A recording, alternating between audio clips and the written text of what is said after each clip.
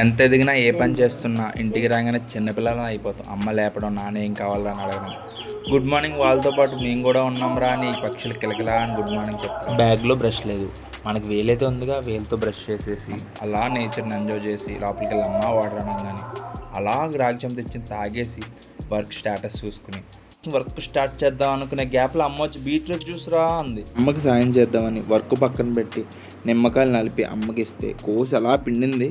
ఇలా కలిపేసి అలా తాగేసాం మనం. గ్యాప్లో అమ్మ టిఫిన్ అంది, ఉతప్ప కలర్ఫుల్గా తినేసి ఆ వర్క్ మనం చేసుకున్నాం. ఎప్పుడైందో అయిపోయింది ఆఫ్టర్నూన్. అమ్మ పిలిచింది. టైం టు టైం అబ్బా ఇంటి దగ్గర ఉంటే, హాస్టల్లో ఎవడ పట్టించుకుంటాడు మనల్ని. ఇంట్లో ఈవినింగ్ అయిపోయిందా, స్నాక్స్ గ్రేప్స్ ఇచ్చింది, తినేసాం. 6:30 కల్లా ల్యాప్టాప్ క్లోజ్ చేసేసి అలా షికార్కి వెళ్ళి నాన్ని కలిసి నాన్నతో అలా కలవలు చెప్పి మళ్ళీ అటు ఇటు తిరిగేసి నైట్ ఇంటికి వచ్చేసాం. రాగానే నాన్న ఇంకా రాలా. నాన్న వచ్చేదాకా వెయిట్ చేసి అమ్మ అన్నం పెడితే ఇద్దరం కలిసి తినేసి నాన్న నేను గట్టిగా ఫ్రై అన్నమాట, వన్ ఆఫ్ ద ఫేవరెట్.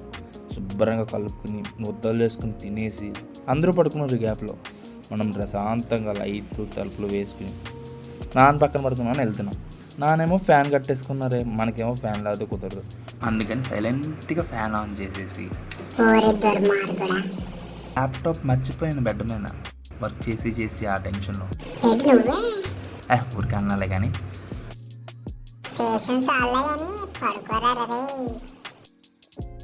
ఇంక డిస్టర్బ్ చేయకుండా రోయ్, బాయ్ బాయ్.